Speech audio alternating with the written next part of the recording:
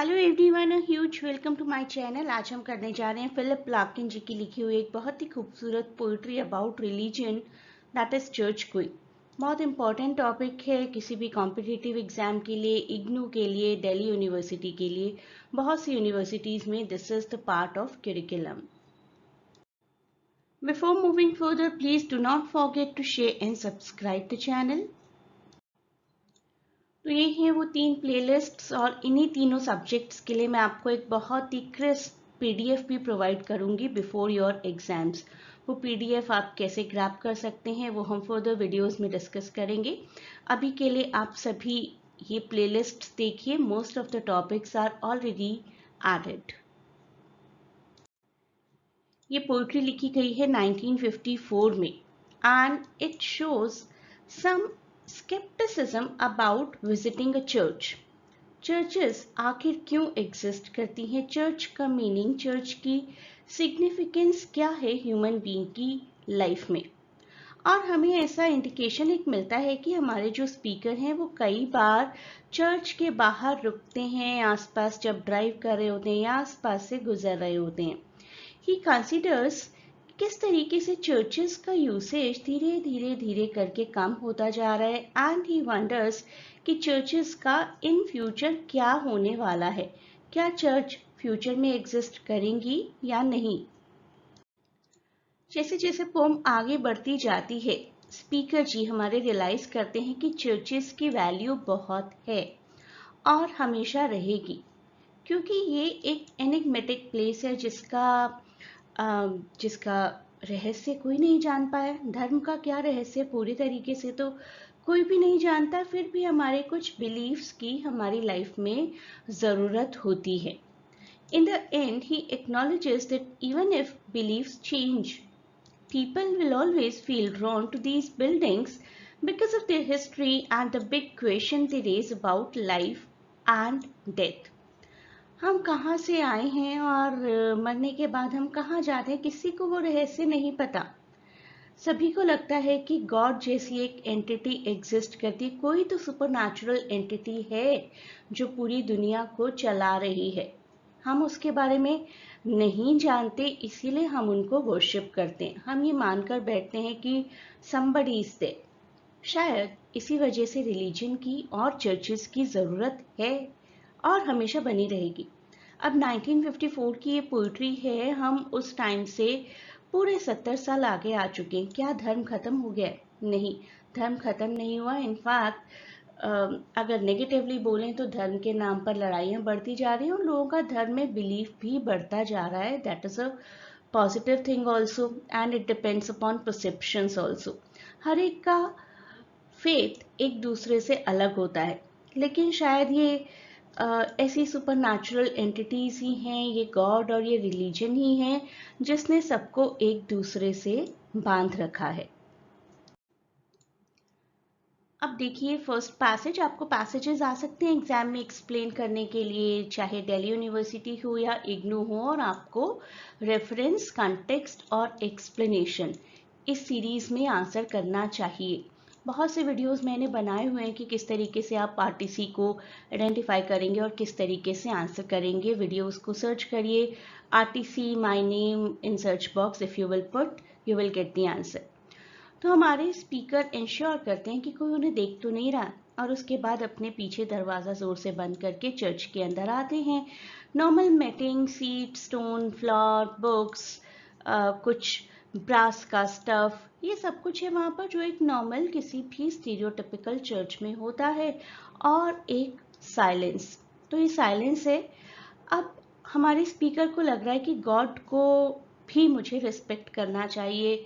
तो पहले तो वो हैटलेस है, then he takes up even the cycle clips, जिससे कि वहाँ का साइलेंस बना रहे, किसी भी तरीके की कोई डिस्टर्बेंस ना हो। ऑल्दो अपनी साइकिल ऑफ कोर्स अंदर नहीं लेकर गए होंगे, बट फिर भी to ensure the silence inside the church he takes off even the cycle clips in reverence और रिस्पेक्ट। तो ज़रूर ऐसा कुछ हुआ होगा, उन्होंने पहले चर्च के बाहर वेट किया होगा कि किसी अंदर चल रही सर्विस को इंटरप्ट ना करे। वंस ही मेक श्योर कि चर्च एम्प्टी है तो वो चर्च के अंदर एंटर हो गए। थर्ड शर्ट, उन्होंने जोर से बंद किया एम्फेसाइज करता है साउंड ऑफ डोर क्लोजिंग, और पूरी सेटिंग वो ऑब्जर्व करते हैं, matting, seat, stone, wall, floors, brass items, और साइलेंस भी ऑब्जर्व करते हैं वहाँ का. And he removes the cycle clips also as a gesture, as a symbolism, as a sign of reverence, respect towards God or religion. उसके बाद और आगे बढ़ते हैं, बुक्स को देखते हैं, स्टैंड को देखते हैं, छत को देखते हैं, क्लीन है, रेस्टोर्ड है या नहीं है. माउंटिंग द लेक्टर्न, उसी वर्शिपिंग प्लेस की तरफ आगे बढ़ते हैं. I produce a few hectoring large scale verses, वहाँ पर कुछ वर्सेस लिखे हैं, उन्हें बोलते हैं और सब कुछ पूरा एनवायरनमेंट समझने की कोशिश करते हैं. Back at the door, I signed the book, donate an Irish sixpence, reflect the place was not worth stopping for. सब कुछ रिफ्लेक्ट करें चर्च में एंटर होने के बाद, चर्च की पूरी सेटिंग. तो हमारे स्पीकर जी चर्च में आगे बढ़ते जा रहे हैं, चर्च की क्लीन रूफ को देख रहे हैं और वंडर कर रहे हैं कि क्लीन हुई है या रिस्टोर हुई है. कुछ वर्सेस पढ़ते हैं और एक्सीडेंटली शायद थोड़ा सा लाउड बोल जाते हैं, लाउडली देन आइड मेंट. तो ये भी बोलते हैं और उनकी आवाज़ उन्हें ऐसा लगती है कि उनको मॉक कर रही है.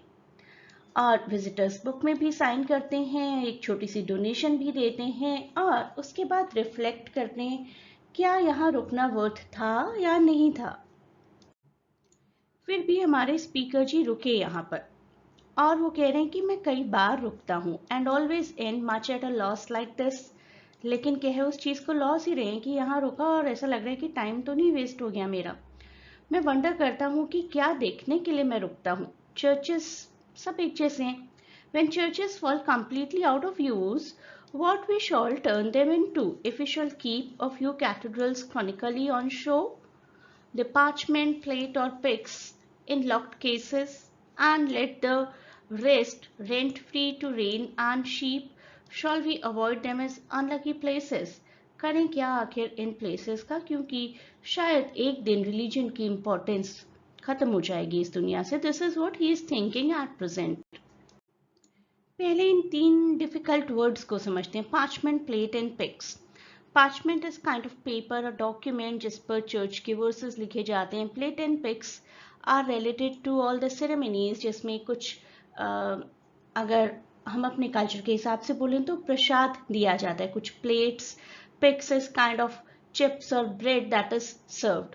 तो ये सभी चर्चेस से रिलेटेड कुछ एसेट्स हैं बेसिकली. तो चर्च की एसेट का क्या किया जाएगा, छोटी छोटी एसेट्स का क्या उन्हें लॉक्ड केसेस में एक सॉर्ट ऑफ म्यूजियम की फॉर्म में रिप्रेजेंट किया जाएगा. तो हमारे स्पीकर कह रहे हैं कि मैं एंश्योर हूँ कि मैं यहाँ क्यों रुकता हूँ और मैं हमेशा कंफ्यूज रहता हूँ कि आखिर क्या ढूंढता हूँ मैं चर्चेस में, और चर्चेस की इम्पोर्टेंस जब इन फ्यूचर ख़त्म हो जाएगी तो किस तरीके से इन बिल्डिंग्स को इस्तेमाल में लाया जाएगा, म्यूजियम बनाया जाएगा या फिर डीके होने के लिए छोड़ दिया जाएगा, या फिर मे बी लोग इन्हें अवॉइड करेंगे एज अनलकी प्लेसेस कि कभी यहाँ चर्च हुआ करती थी, अब अगर यहाँ जाएंगे तो शायद कुछ गलत हो जाएगा हमारे साथ. तो out of superstition will people start avoiding these places. Dubious is doubtful, एक ये वर्ड है यहाँ जो थोड़ा सा टफ है, डाउटफुल. और after dark, will dubious women come to make the children touch a particular stone. कई बार ऐसा होता है ना रिलीजन्स में कि इस जगह का पानी अगर टच हो जाएगा तो आपका डिसीज क्योर हो जाएगा, इस जगह के स्टोन को टच करवाइए तो डिसीज क्योर हो जाएगा. शायद ये प्लेसेस ऐसे पॉपुलर हो जाएं कि वंस अपॉन अ टाइम एक चर्च थी यहाँ पर, अब आप जाकर वहाँ का पत्थर छुएंगे तो आपको किसी भी डिसीज की क्योर मिल जाएगी, कैंसर और एनी अदर डिसीज. और मे बी ये थोड़ा सा गॉथिक प्लेस हो सकता है. May be people can sea walking a dead one. ऐसी र्यूमर्स भी फैल जाती हैं कि वंस अपॉन अ टाइम यहाँ एक चर्च था और अब we can see the ghosts walking here and there. तो this is a riddle basically कि होने क्या वाला है, that is quite random. But superstition like belief must die, and what remains when disbelief has gone. तो यहाँ आखिर रह क्या जाएगा जब ये चर्चेस नहीं होंगी, किसी तरीके का बिलीफ और डिसबिलीफ वो भी नहीं होगा. तो शायद सिर्फ यहाँ का एनवायरनमेंट रह जाएगा, फिजिकल एनवायरनमेंट, यहाँ का स्काई, यहाँ की ग्रास, यहाँ का पेमेंट, यहाँ की वीट, तो जो कुछ भी यहाँ का है फिजिकली, ज्योग्राफिकली, वो यहाँ रह जाएगा और कोई बिलीफ यहाँ पर नहीं होगा। तो स्पीकर हमारे इमेजिन करते हैं कि किस तरीके की ड्यूबियस एक्टिविटीज यहाँ पर होंगी। People may be seeking out magical stones for healing. He thinks about how superstition शायद फेड हो जाए, लेकिन मिस्ट्री इस प्लेस की बनी रहेगी। He contemplates कि अगर डिसबिलीफ भी होगा लोगों को, तो ये प्लेस तो अपने हिसाब से ज्योग्राफिकली ओवरग्रोन हो जाएगा, घास बहुत बढ़ जाएगी, स्ट्रक्चर बहुत डीके हो जाएगा, प्लेस ऐसा का ऐसा बना रहेगा। लोगों का बिलीफ और डिसबिलीफ किस तरीके का हो सकता है, that is a little dubious thing. जब ये चर्चेस का पर्पस सॉल्व करना बंद कर देंगे तो इनकी शेप हर वीक लेस रिकॉग्नाइजेबल हो जाएगी। शुरुआत में हम कहेंगे यहाँ चर्च हुआ करती थी, कुछ जेनरेशंस बीत जाएंगी, फिर क्या होगा, धीरे धीरे सब कुछ ऑब्सक्योर, सब कुछ अनसर्टेन होता जाएगा। आई वंडर कि लास्ट पर्सन कौन होगा जो इस चर्च में इस तरीके से आएगा कि इस चर्च को एक चर्च ही ट्रीट करे। क्या कोई ऐसा पर्सन होगा जो कि kind of tap and jot, मतलब कि the word combinedly used for those who are interested in constructions, किस तरीके की यहाँ की कंस्ट्रक्शन है, किस तरीके के यहाँ पर लॉफ्ट्स लगे हैं, वो जानने के लिए आएगा। या फिर कोई ऐसा पर्सन जिसको रूइंस का शौक होगा, Weber is a word alcoholic के लिए यूज किया जाता था या एडिक्ट के लिए, कोई ऐसा पर्सन जो कि एंटीक का शौक रखता होगा, या फिर कोई ऐसा पर्सन जिसको क्रिसमस का बड़ा शौक होगा और यहाँ की एक स्मेल लेने के लिए आएगा बस। या कोई गाउन में सजे धजे कोई बैंड्स आएंगे यहाँ पर सिर्फ कुछ सेलिब्रेट करने के लिए, या फिर कोई ऐसा होगा जो मेरी तरह होगा, मेरा रिप्रेजेंटेटिव होगा, जो थोड़ा सा स्केप्टिकल होगा रिलीजन को लेकर। तो जैसे जैसे जैसे चर्चेस लेस रिकॉग्नाइजेबल होते जाएंगे, हमारे स्पीकर जी वंडर करते हैं, आश्चर्यचकित होते हैं कि लास्ट पर्सन कौन होगा जो कि ओरिजिनल पर्पस यानी कि चर्च को चर्च की तरह विजिट करेगा। शायद यहाँ पर हिस्टोरियंस आएंगे, शायद यहाँ पर कोई नॉस्टैल्जिक पर्सन आएगा। कौन होगा लास्ट पर्सन? शायद कोई मेरे जैसा हो जो बिल्कुल अनइंटरेस्टेड हो। पैसेज 6 में वो कहते हैं कि शायद कोई बोर्ड अनइन्फॉर्म्ड पर्सन्स यहाँ पर आए जिनको किसी गोस्टली एडवेंचर में इंटरेस्ट है, यहाँ के ग्राउंड्स को, यहाँ के सबर्ब्स को क्रॉस करें, because it held unsplit so long and equably what sense is found only in separation, marriage and birth and death. तो वो कहते हैं कि चर्चेस की सिग्निफिकेंस, जो प्रोडक्टिव सिग्निफिकेंस इतने सालों से बनी हुई है, that is related to separation, marriage, birth, death. Maybe लोगों के अलग होने के लिए, शादियों के लिए, बच्चे के पैदा होने के बाद और डेथ के टाइम पर इन चर्चेस की इम्पोर्टेंस हमेशा से बनी हुई है और शायद इसीलिए बनी रहेगी। For though I have no idea what this accoutred frosty barn is worth, it pleases me to stand in silence here। तो कहते हैं कुछ भी हो, मैरिज, बर्थ, डेथ, ये सब तो एक्नॉलेज किए ही जाते हैं और कुछ ना कुछ कनेक्शन तो मेरा है इस प्लेस के साथ कि मुझे यहाँ का साइलेंस एक तरीके का प्लेजेंट एनवायरनमेंट प्रोवाइड करता है। मुझे खुशी मिलती है यहाँ के साइलेंस में खड़े होकर। हमारे स्पीकर जी एक्नॉलेज करते हैं कि although he doesn't know the true worth of church, मुझे नहीं पता चर्च की ट्रू वैल्यू, लेकिन यहाँ खड़े होने में मुझे एक कंफर्ट ज़रूर मिलता है। ही डिस्क्राइब्स इट कि ये एक सीरियस प्लेस है जहाँ पर कुछ serious activities, marriage, birth, death, इनसे रिलेटेड सेरेमनीज होती हैं, एक्नॉलेज की जाती हैं। इस कनेक्शन को वो वैल्यू करते हैं और कहते हैं कि व्हाटएवर चर्चेस, हम कह सकते हैं कि इन 3 एक्टिविटीज के लिए एटलीस्ट बहुत ही सिग्निफिकेंट है। Passage 7, the last one. A serious house on serious earth it is, in whose blent air all our compulsions meet, are recognized and robbed as destinies, and that much never can be obsolete। तो इतना serious place है, ये कभी obsolete, out of fashion, out of trend कैसे हो सकता है? Since someone will forever be surprising a hunger in himself to be more serious and gravitating with it to this ground. कहीं ना कहीं हमारे अंदर एक हंगर है अपने ग्राउंड से, अपनी ज़मीन से जुड़ने की, और उस जुड़ने में हमारी हेल्प ऐसे एनिग्मेटिक प्लेसेस ही तो करते हैं, which he once heard was proper to grow wise in, if only that so many dead lie around. अब समझते हैं इस पैसेज को। तो ये 7th पैसेज जो है ये हमारी पोएट्री का कंक्लूजन है। हमारे स्पीकर चाहे जितने ही स्केप्टिकल हो इनिशियली, कहते हैं कि ये चर्चेस कुछ ना कुछ सीरियस, कुछ ना कुछ बात तो है, कोई ना कोई मीनिंग तो है इसमें कि this is a meaningful space.